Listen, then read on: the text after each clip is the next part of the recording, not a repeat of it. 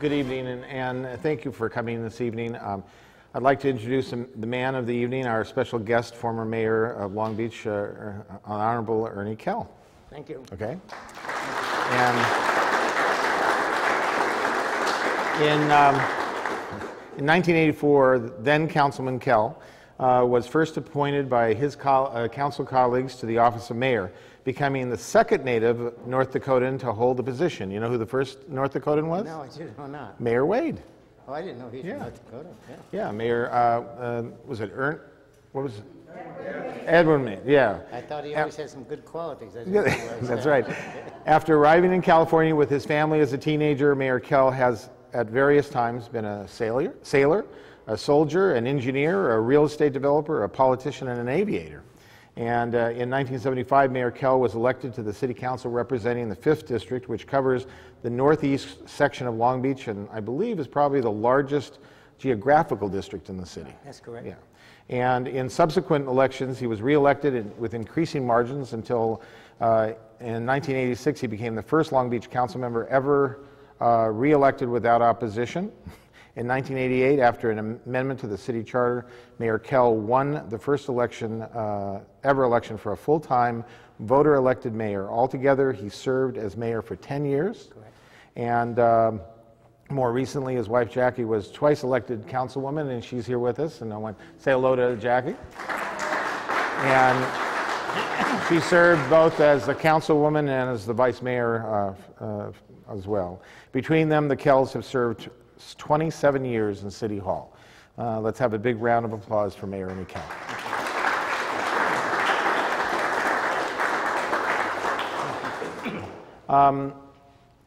I was the one who asked Ernie to come and be with us tonight. He was up in, where were you? Idaho. Idaho. Yes.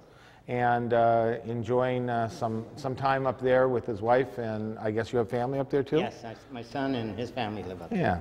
Anyway, you were not born here. Tell us a little bit about your early life, where you came from, what shaped your thoughts early on before you, and you had some family members who were also involved with political life, I understand. That's correct. Tell us a little bit. I was born in North Dakota. Actually, I was born on a farm, a little 2-room house. We did not have electricity or plumbing. And as you know, North Dakota gets extremely cold. And we had to walk 3 miles each way to school, and that's a long way in the middle of winter at 30 below zero. And my mother was a teacher part of the time, and one time the school was written up in the North Dakota paper as the smallest school in the state of North Dakota, probably the United States. There was a total of 4 students in all 8 grades. My 2 sisters in different grades, and a neighbor, and so in a different grade, and my mother was a teacher, and in the winter we used to take potatoes to school and put them in the coals and have baked potatoes for dinner, and that was very nice. In the summertime when we walked, it was beautiful to walk across the prairies of North Dakota. There was virtually no trees. In fact, many people made comments about the state of North Dakota that our state tree actually was the telephone pole. Well, you had telephones back then. No, the telephone actually, now that's a good point. During the winter, we did not have telephones. The telephone went down in December, the roads were closed in December, and the mail was delivered once a week, sometimes by horseback. He tried different things, like a snowmobile with a propeller in the back, even had a stove inside in case he got stuck in the snow. So, but in the summer, we go walk across the prairies, find wild duck nests, bird nests. They all nested on the ground. It was beautiful, and I wouldn't trade the experience for anything. But finally, in 1943, after going through the Depression, my father was in the hospital that spring, and the neighbors, 13 of them, all got together with tractors. They volunteered their tractors, their time, the gas, and the seed, and in 2 days, they put in my dad's crop. And that year, we had a good crop for the first time following the Depression. In July of that year, a big cloud came over the horizon, and that cloud contained hail. In less than 5 minutes, all the crops around our immediate area was flattened, and there was nothing to cut. At that time, my dad says, that's it, I quit. We packed up the old Model A, my dad had built a trailer, and we left. And we almost left a little too late because we got snowed in at West Yellowstone, almost like the Donner Party, and had to stay there for 3-4 days. Altogether, it took us almost 2 weeks to come from North Dakota to California. And we went, the reason we migrated to California was my dad had a sister that lived in Wilmington. Otherwise, we probably would have migrated to the state of Washington. But if you could talk and walk, you could get a job in the 40s on the West Coast. And as a child, I started school in Banning High School, and as a young man of 15, I noticed that you had virtually unlimited opportunities. I immediately got a job working in a grocery store, got out of school at 2:30. From 3 to 6, I'd work in a grocery store. Then I obtained myself another job setting pins in a bowling alley. And I'd work in a bowling alley from 7 to 10 at night. And then I get on my little bicycle and get home by around 10:30 and do my homework. And on the weekend, it was 8 hours in the grocery store and 4 hours in the bowling alley, and that's the way I attended high school. Wow. That's quite a lot. Well, I started to mention that you had family that were involved in both in the law profession as well as the elected officials. Tell me a little bit about what you knew about them and who they were and how you interfaced with them. All my grandparents were immigrants of the first generation. Grandfather Munier came from Gap, France. In Gap, France, the Munier was the mayor of Gap, France. It's a small town Jackie and I visited about 20 years ago. And one of them was a Superior Court judge, and my grandfather Munier himself was elected to the Board of Supervisors in Burleigh County, and he served there for 10 years.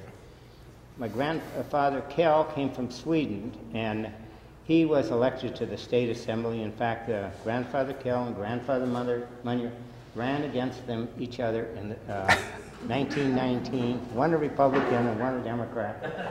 Grandfather Kell was a Republican, and he won. He went in the state legislature, and they were part of the nonpartisan league that in 1 2-year term, the nonpartisan league took over the state legislature in North Dakota in the 1920s, and in 2 years, they put in the state-owned bank, and it's still there today, downtown Bismarck, called North Dakota State Bank, and the profit from that bank goes to fund social organizations, the homeless, and any type of things like that. And it's the only state in the union that has a state-owned bank. They put in the state-owned insurance agency and a few other things. And then my dad, in addition to that, he was elected county assessor, and that's about it. Wow. Well, you had quite an experience. Of course, I've had some experience with having elected officials in my family too. But you moved to California. You got some employment when you were young, as you just mentioned. Your career path. I mean, you settled. When did you finally settle into Long Beach? Following my discharge from the Army after the Korean War. So wait a minute. So you were in the Korean War. Yes. What did you do in the Korean War? I was a sergeant with the combat engineers, and we were up on the front line for 9 months. Got our 36 points in, and came home. Oh, good.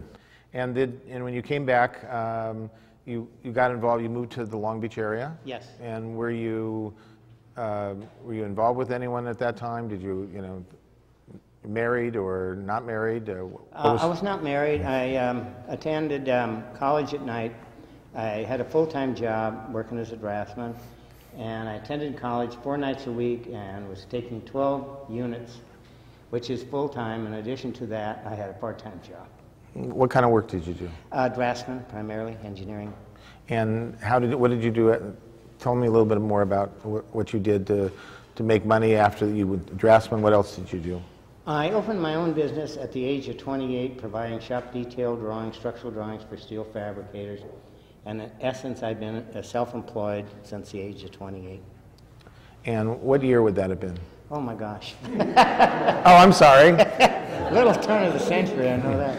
But I don't really recall what year it was. So, and did you get involved in the community back then? No, I really wasn't involved in the community, other than I lived on Belmont Shore, enjoyed the shore and the beach. Okay, and tell me, what else did you do for fun back then? Well, and then later on I got interested in racing cars, and I drove off-road race cars for about 11 years, went through 4 different cars that I had built up specially for off-road racing. It is a very exhilarating sport, and it's really an adrenaline rush. In my opinion, there's nothing more of adrenaline rush than racing cars as fast as they can go before you roll them over. Well, well, if I'm not mistaken, you not only race cars, you've also, I think, have motorcycle experience? Yes, I sold my Harley Davidson last year. I had a nice Harley. Jackie just said I was getting too old to be riding Harleys around town. But you're also an aviator. Yes, I have my own airplane. It's a Mooney airplane. I bought new 20-some years ago, and Jackie and I have flown it coast to coast a couple times. We've flown it border to border many times through Michigan, North Dakota.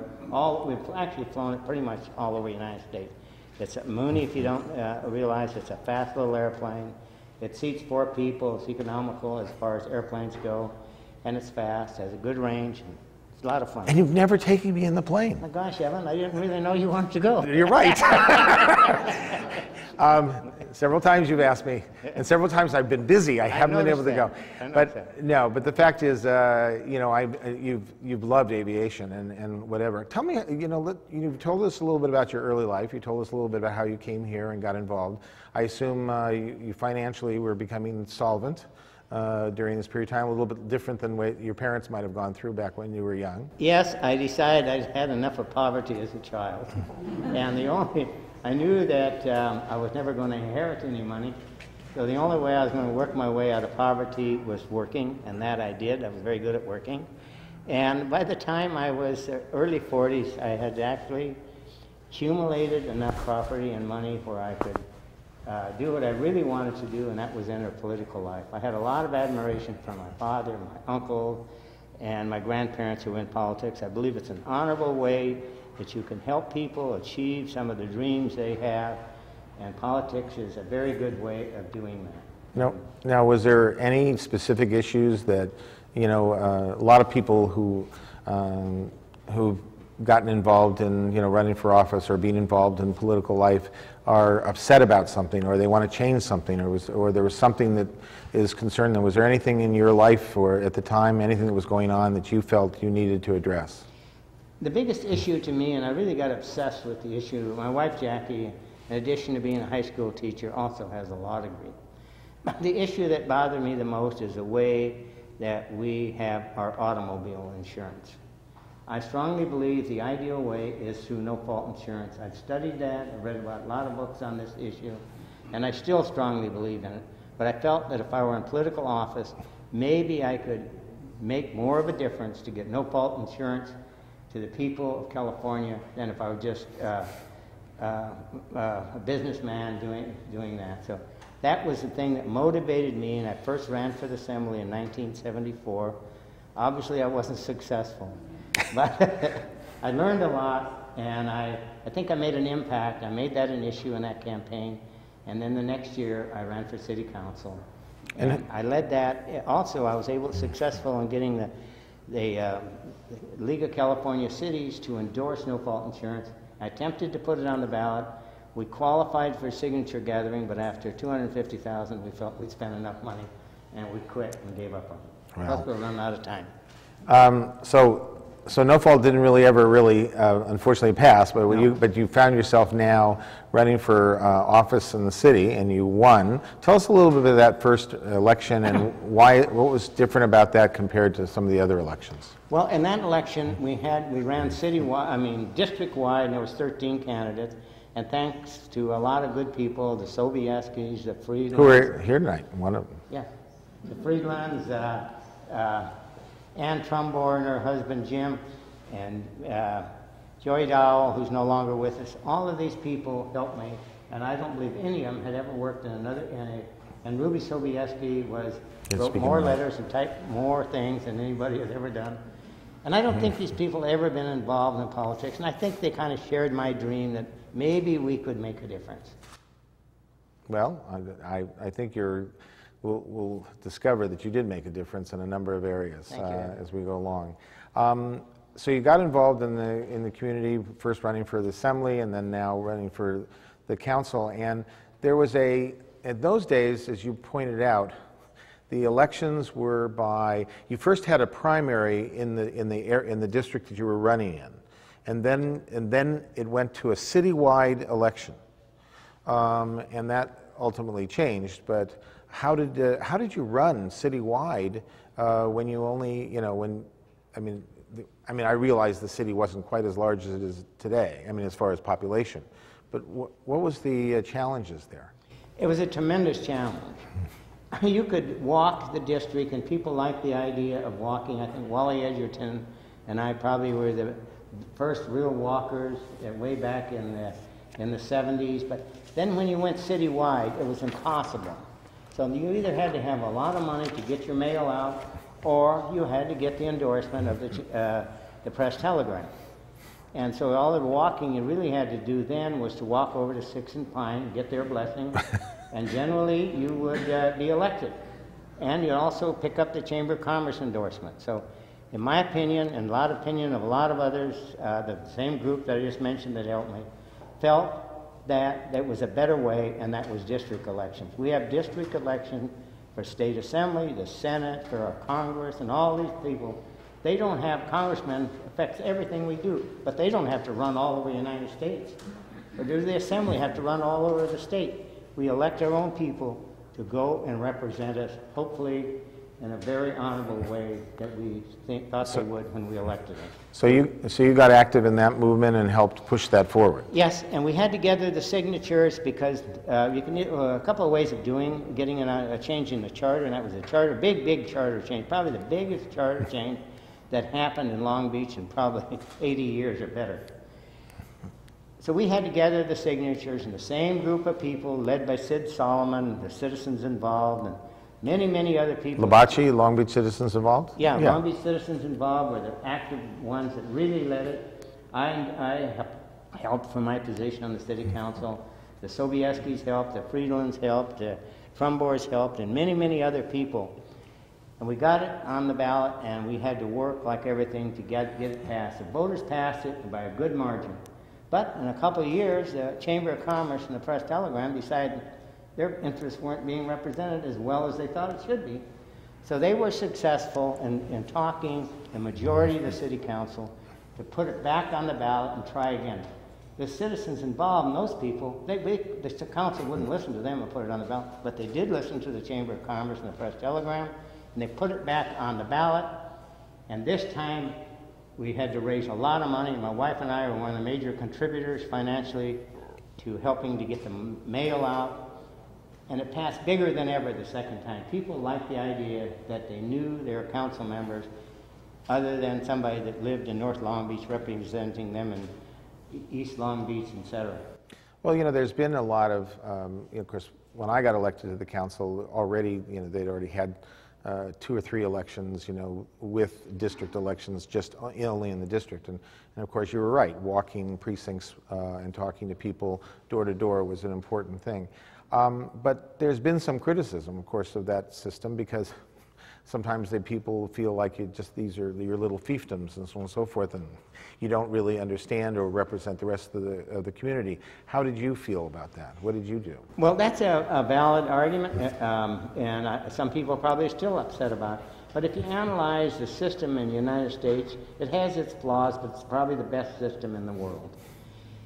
Senators don't have to run throughout the United States. Assemblymen don't have to run throughout California. It's just too big.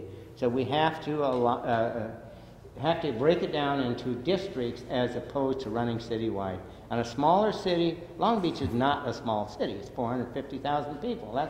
Try to walk door to door, talk to all these people, and it'll take you 2-3 lifetimes to do it. So I mean, well, you seem to have had a lot of lifetime. Well, yes, I'm getting up there. Okay, so let's go. We're talking about some of the other issues. Some of the big issues I know that I was looking back, and you were elected in 75 the first time to the council, and I think in 78 a real big issue was Proposition 13, which was to to change the taxing way you taxed property and so on and so forth. Did you get involved in that at all? Did you take any position? Did you have any thoughts about whether that was good for local government or caused a problem for government? It caused a lot of problems later on for local governments and state governments as well, and county. Believe I supported, that's been quite a few years ago, but I still have second thoughts about that method of taxation. It helps people who've been in their home a long time. The newly married people who go out and buy a home pay a disproportionate percentage of their taxes, of their income for taxes, as opposed to the elderly. And the elderly are not all broke. Some of us still got a couple dollars left. Well, they all aren't like you. But So I feel that it's not an equitable way of taxation. Also, the business owners, the property owners, the people that own industrial and commercial property, they don't change. They keep it in a long time, and they have it set up in their wills. It stays in the trust for the family. So they always stay at the Proposition 13 tax bracket, and the homeowners do not, because once, as you know, once you sell it, it brings it back up to the present valuation. So it's nice for us that bought our homes and have had it a long time, but it's really hard on the new generation coming up. Well, let's talk more about how it affected local government. Prop 13 passed. There was a change in how the taxes were done. Did you see a difference in the income to the community, the city, based on the Prop 13? Not initially, because it was assessed at what it passed and when the Proposition 13, but gradually it got to be disproportionate. And there's a lot of services we need as a city, as human beings out there, and the money has to come from somewhere. So we had to find out where we're going to get the money to provide you, the citizen, for the services you want. And with Proposition 13, it kind of limited the property as a way of doing it. So they had to find other sources of income for the cities. Yes, it affected cities drastically. Now, when you were on the council, at some point you decided to run for mayor, and again, in those days, the mayor was elected from members of the council. Is that correct? Correct. Yeah. And so, and I think you ran the first time, was that against Tom Clark? Oh, yes, my And we had Tom here a few weeks ago. He's a good friend of mine, Tom. I like Tom. Okay. But at the time, there was probably some, was that a friendly fight, or was that sort of, did you actually go out and do a little campaigning with your fellow council people? How did you do with that? Well, I see a little smile there, so obviously you have something, you had something up your sleeve. Yes, it takes, at that time, it took 4 votes other than your own to be mayor. So obviously, it was who the council thought would do a better job of helping them lead the city in the direction they hoped it would go. Also with Tom Clark, Tom is a good friend of mine, but Tom initially, he told me, Ernie, we got to have continuity in the mayor's office. He says people have to know, like Wade had been mayor for 15 years, so that people know who the mayor is, you know. But the ironical thing I noticed with Tom, once I got to be the mayor and I took it away from him, every time I ran for mayor, there was Tom Clark running against me. And I said, Tom, I said, Tom, what about this continuity issue you've been preaching to me for all these years? He said, that was when I was mayor.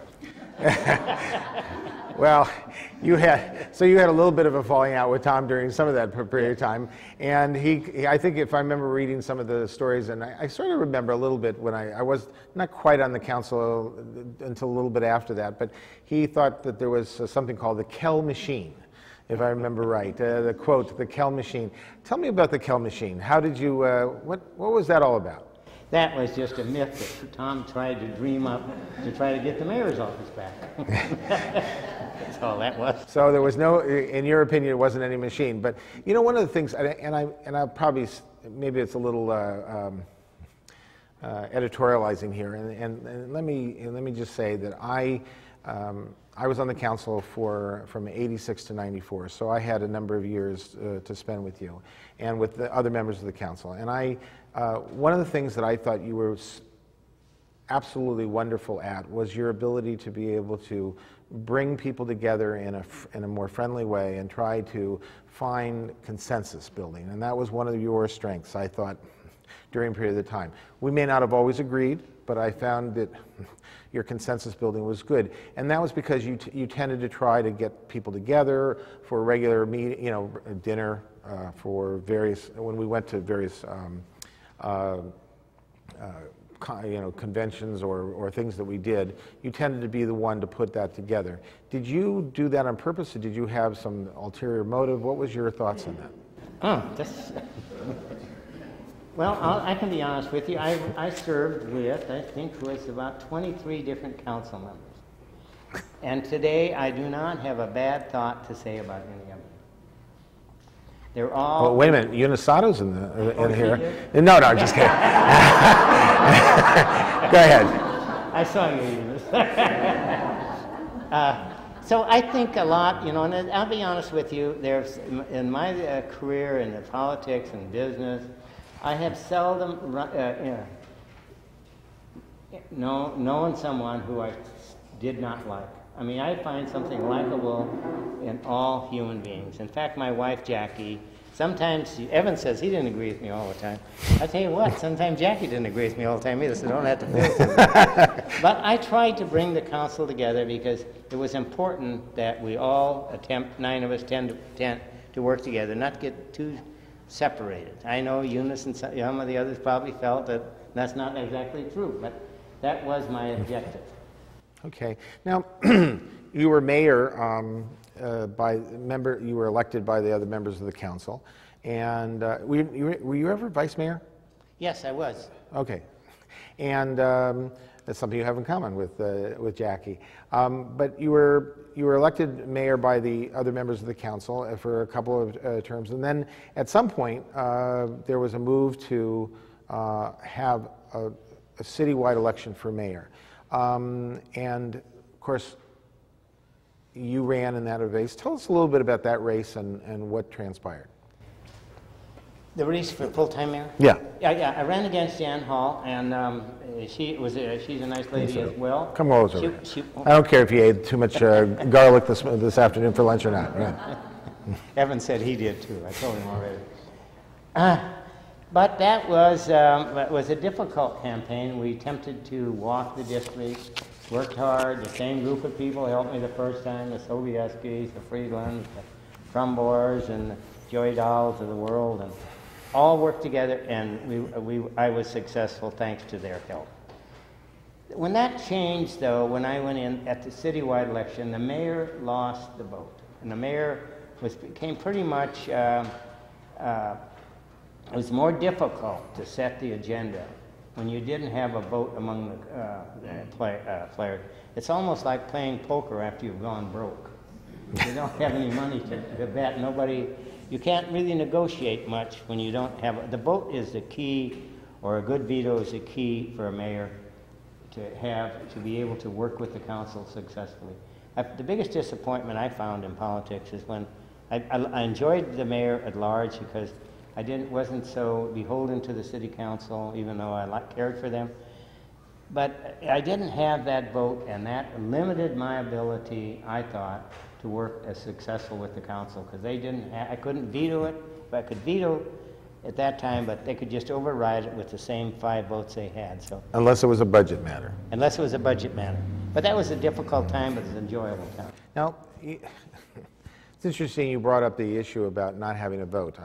That was, unfortunately I wasn't here last week for Eunice's discussion, but Tom was on the council during both prior and then after that period of time when you had a citywide elected. And he also seems to have taken a strong position that he felt that the mayor should have continued to have some sort of a vote. So if you could wave your magic wand, would you make a change in the way it is today, or would you keep it? Is it developed okay now? Where are your thoughts today on that? I think the mayor should continue to be elected citywide as it is today. But I think there's need to be some change, perhaps maybe have 8 council districts and have the mayor have a vote, or the mayor to have a double vote. The mayor needs to have a vote, and perhaps a double vote, because the mayor, he or she, does represent a larger group of people that represents a whole city, and the council members represent a district. So That's one thing I think that needs to be changed in our city charter. I agree with Tom Clark on that one. As the mayor and as a council person, you probably went and represented the city at a lot of functions, both in the greater Los Angeles area, as well as legislature, as well as in Washington, and also overseas, I know, in some of the sister city programs. Was there any of those things that stands out in your mind as important things that you felt you needed to do in that capacity? Well, I think it's important that a mayor attends the national functions, the state functions, in order that the city is able to obtain its fair share of getting this money back to the citizens that they have paid through income tax and various taxes. So I think it's important that the mayor is visible on these functions. That's good. You were, when you were mayor, during the period of time you were both mayor and on the council, there were a lot of initiatives that were passed. Some of those had to do with like a liaison position with the ed department, with the superintendent with instruction and education. What were your thoughts? Did you get involved in education issues? Did you, even though you weren't on the school board, you weren't on the school board, were you? No. No, okay. What did you think about those things during that period of time? Well, I think education is one of the primary things that opens our society to the young. My wife was a high school teacher, as I told you. My mother also was a teacher, my teacher through most of the 8th grade. She retired as a principal of LA in LA County. And I worked with the school district. I think we set up an office of education that had an officer. And they worked with this Board of Education because I think there's several ways that you can help people. One is through religion, one is through education, and another one is through the elective process, your elected representatives. And all three of those functions, I think, are important. Okay. Also, and I was going to say, do you recall things that you might have done to bring government to the people? And let me recall one thing that I know that we did when we were on the council that somehow managed to get changed over the years since we were off the council. We used to have council meetings at least once a month in the districts, various districts. You were supportive of that? Yes, I thought that was a good idea. And the council came up to that idea, and I supported it, and we, with the help of the council, we started holding council district meetings in the district once a month in the various parts of the city. We would hold them around the city, and they would be publicized so people who couldn't drive down to City Hall for one reason or other, or didn't have the time, could attend a city council meeting just like we are here this evening. And we used to have some good turnouts, and it turned out to be very successful. A little rowdy at times, but it was enjoyable. Well, that brings up some ideas about, positives and negatives. And I don't want to get into, I'm not here to try to get too many negatives or positives. There were a number of both positive initiatives and some things that didn't work out as well. If you were to put your finger on it, what were some of we'll end in a positive note. So let's start off with maybe some of the negatives. What were some of the things that you felt we didn't do as well during the period of time that you were there in government? Some of the things that you feel like we should have found a better way to solve those problems?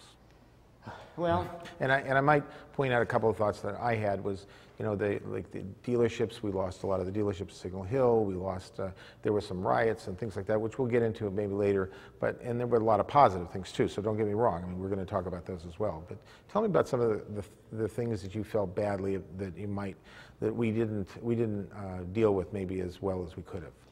Well, I think we probably should have been able to help the car dealers more, like you brought out, to retain them in Long Beach, because when you buy something in Long Beach, on the sales tax that you pay, 1 cent of the sales tax stays in the city of origination. And that amounts to a lot of money throughout the year with big ticket items like a car, Walmart's and smaller items, but these are big retail. So we lost out on the retail, on the sales tax, on a lot of things. We should have done a better job there. We probably could have done a better job on following the riots, although we weren't damaged as much as some of the other cities in Compton.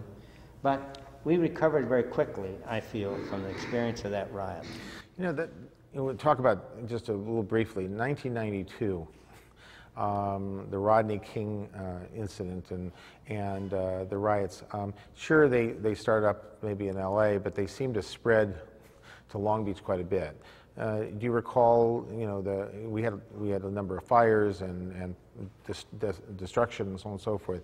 What were your thoughts during that period of time? You were sort of in a position where you had to oversee the city along with, you know, obviously city management, but you had to deal with that. What were your thoughts going on? What could we have done maybe better to maybe work with the community to get over that period of time? Well, you know, in the midnight of that night, I was up in the police helicopter with the fire chief, and we were surveying the city, looking at the damage from the fires that had just started. And it was very sad to see new flames come up, like the motor vehicle department at a market here and there. But you could see all the way to Los Angeles, and the big fires were in Los Angeles, Compton, and South. So we were actually on the fringes of the damaged property. We just went through a couple of things that were somewhat difficult during the period of time that he was in office, and there was one more thing. I know that we had the naval shipyard and we had closed. There was a lot of economic problems. It's not too dissimilar than what we're going through today. Maybe it's a little worse today because it's just, you know, it's really built up. But there were some problems back then. But there were a lot of positive things that I know that you were involved in. Maybe you could tell us a little bit about the positive things that you did, or what you were involved in when you were when you were both on the council and the mayor that you had a major hand in. Some of the highlights that I remember that being positive. One of the things was Chris Proop brought the idea of a Grand Prix in Long Beach before the city council. One of the first years, I think, that I was on the council, and we discussed it. My being have driven rough road race cars for 11 years, I supported racing, but I didn't think the citizens of Long Beach would ever go for that in their streets. In fact, I looked over to Jim Wilson, who was on the council at the time, the 6th District, and I said to Jim, I don't know about this guy. I don't know even if what he's smoking may be legal. Because I didn't think the citizens would go for it. Well, that is history, and it turned out to be one of the most positive things in my mind that we have in the city. The first couple of races, Chris Poot paid for, if you wanted, if you lived downtown, to send you to all expenses to Catalina or to Palm Springs. But the people that had the condos and sat overlooking the racetrack found out those that stayed were able to rent them out at big money. So then they bought off on the idea of the Queen Mary. And the history of that is success as well as the history of Chris Pook. Also, one of the beach bike path, and Evan was a part of that, he secured funding. I was one of the leaders of that, getting it before the city council and passed politically, but then we had the problem of funding for the Grand Prix. Evan was successful in getting over $600,000 of state funding for it, and really kicked off for the beach path. For the beach bike path, and really kicked it off, and it got to be a reality. Also, hiring Jim Hanklett, in my opinion, was one of the success stories for the city of Long Beach. He did a lot of good things. He made a few enemies, but basically I thought he did a good job. Well, I've never known a city manager that doesn't make some enemies, obviously, but we had, I think you remember back when we had Mr. Deaver before, and he had his own brand of doing things, but we didn't realize how desperate we were financially until Jim came in and was able to do a reassessment, and we found out we had like a $30 or $40 million structural deficit that we had to deal with, and he was very good at being able to solve some of that problem. Tell me about we had the convention center that was... We tripled the size of the convention center. That was obtaining funding. Most of that funding, a lot of that funding was as a result of the Port of Long Beach Harbor Commissioners going along with that proposal. Also, the changing of the charter, you know about that. Another one that we put in that was, you don't hear much about, and that's SURF, Southeast Resource Recovery Facility. When they pick up your trash in your back alley or in your street, That goes down to the terminal island, and a huge furnace down there burns that, and it provides electricity that's sold to Edison, and then the residue from that, which is 1/3 less in volume, goes to the landfill. So that accomplishes a couple of things. It reduces the amount of material going to the landfill.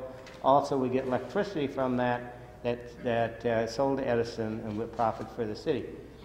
That was a political, it took a lot of effort to get the Sierra Club of California to sign off on that. Bob Lamond was one of the leaders of that, being supportive of that, and that took some time to convince him and others that that was a good idea. So politically, that was a hot potato for a while. We finally were able to get the citizens and the groups to sign off, and I think that's one of the best things the city does. It's a model for the rest of the United States, and people come from all over the United States, probably the world, to look at our model for reducing trash energy. And the Long Beach Symphony was another one. The Long Beach Symphony was broke.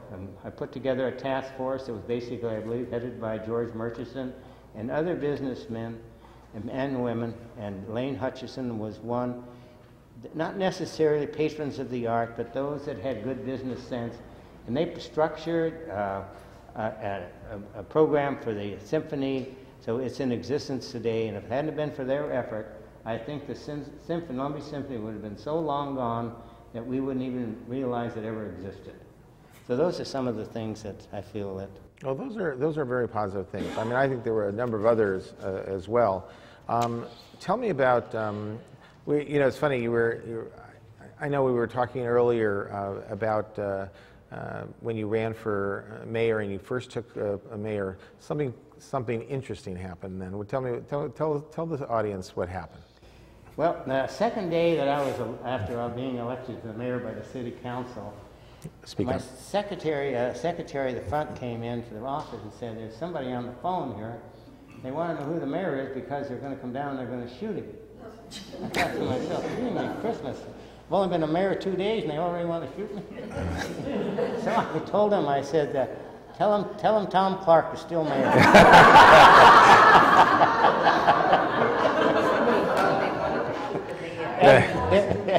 and then some people asked me later, said, I mean, that was kind of mean-spirited of you to do that. Wouldn't you have felt really bad if they'd have come down and shot Tom Clark? I said, yes, I would have felt real bad. But you would have felt good it wasn't you. I felt a heck of a lot worse if it got me. That's very funny.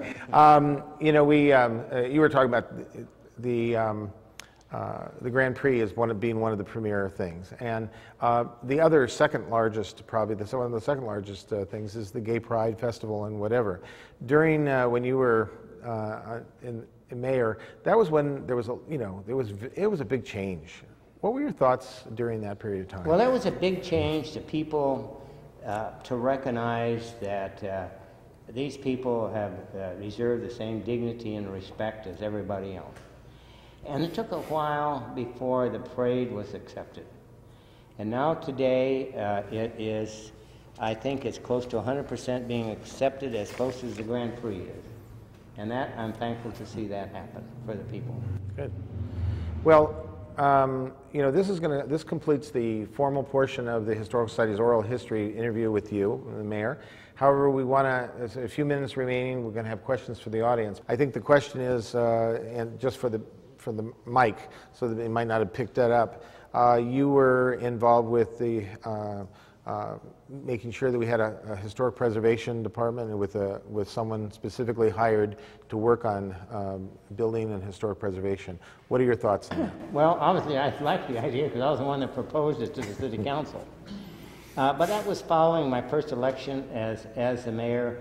Nancy Latimer was one of the leaders in that, as was Renee Simon. Those are two that come to my mind, and many others.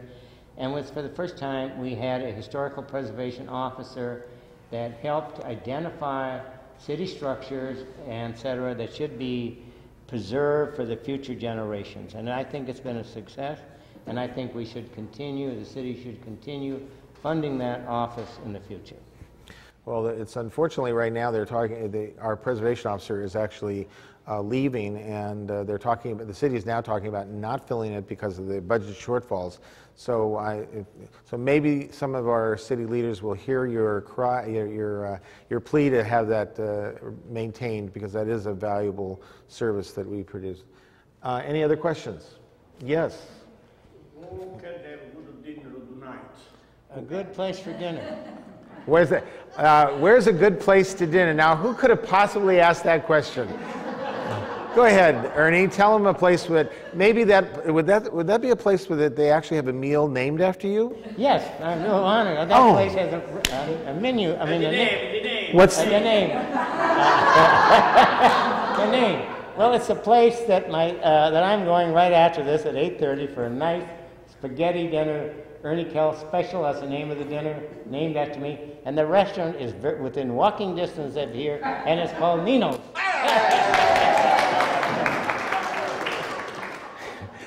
With that softball question, we have another one back here. Yes.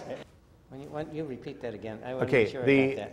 I think her question is actually one that I didn't ask, but I had on my my ask, had to do with Disney Sea. Disney was interested in coming here. Remember they made that big presentation to us on the council, and we had negotiations going forward, and we were moving forward to possibly have a Disney type attraction around where the Queen Mary and where the waterways are downtown, where we now have an aquarium, etc. What are your thoughts when they decided they didn't come here? Why didn't they come here? And what thoughts did you have that about what took place during that period of time? Well, I kind of questioned the sincerity of their proposal. I wasn't so sure that they really were serious about coming here, especially when they couldn't get what they want. I think they used us a lot as leverage to get a better deal at Anaheim. And I'm not sure that we negotiated in good faith, but I felt that the proposals that we were getting didn't reward the citizens of this city enough for their valuable assets of the land and the ocean. And as a result, I was opposed to some of their proposals that they offered. Two reasons: I didn't think we were getting a valuable enough return, and I thought that they were using us as a negotiating tool against the city of Anaheim to get a better deal. Does that help answer your question? Yeah. Good. Yes. We've been very fortunate in the city of Long Beach. The city in Long Beach has actually been almost, if not totally, corruption-free. We've had a great fire department, we have a great city department, and we've had an excellent police department that has worked very hard and very tiring then as it did now under tiring times. They always could use more personnel, but a police cost is really a very expensive thing for the citizens of Long Beach. And I think under the circumstances, our police department, city manager, and the council did a very good job under those trying times. It was one of the biggest trying times perhaps in the career myself as on the city council for 19 years. You know, it actually brings up a point that I didn't mention, and I don't think it's been mentioned tonight by anyone else. During your successor was a sheriff, LA County Sheriff, Mr. Robbins, and he wanted us to switch from the police department to our own police department to actually bringing in the sheriffs, and we did for a short period of time. What were your thoughts about that, and whether or not did you want the sheriffs to stay? Did you want them was that just a short gap? What were your thoughts during that period of time? That was a time when we had some serious problems with the police. Were not, you know, there was a lot of, they were sick, they were sick outs, you might say. They didn't come in, and there was some issues going on because of the police chief and the police unions and so on and so forth. Do you have any thoughts on what happened? Yes, I think at the time it probably was an appropriate move to bring in, excuse me, we were able to immediately get an additional increase in police presence by bringing in the sheriff. We needed it instantly because the crime, as the gentleman just brought out, was getting pretty much out of control. And by bringing in the sheriff, as we did for an interim period of time, our existing police force was able to concentrate on a smaller area I think it was a good idea in an interim, but not for a long-term solution. You're happy with having our own police department? Yes, I'm very happy with having our own police department. Okay. Any other questions? We only have time for really one more. Over here. Over here, go ahead. Thank you. Mr. Mayor, can you tell us what kind of energy and effort you had to put into challenges like the closing of the Naval Shipyard or the getting of the funding for the C-17? The energy that we spent was a lot by a lot of people on the shipyard, from all the way from our state legislators to our state senators. And we went back to Washington many times to lobby the various people trying to get that open. And actually, we kept it open, and it actually didn't close under my administration. It actually closed under Mayor Beverly's administration. Good. And you were also, do you have any involvement with the C-17? Yes, we also work tirelessly on the C-17 to get the appropriate funding, because we thought that was a good delivery system for our troops now and in the future. So it's created a lot of good jobs, jobs where the family could send their children to college and live comfortably. Plus, they've turned out a very good product. And one last thing I just might mention, during your administration, although I was somewhat involved, we actually started to try to find ways to deal with the homeless problem. And I appreciate your involvement in that and making sure that we had some good people appointed to a commission that really did a good study to try to find ways to at least address the issue. Not that we have all the solutions, but we did that. I'm going to take the prerogative and just say thank you very much, and I want us to all acknowledge what a fine job Mayor Kell did both this evening and during the period he's served in public life, and I want to thank him very much for being here with all of you. Thank you very much. Thank you.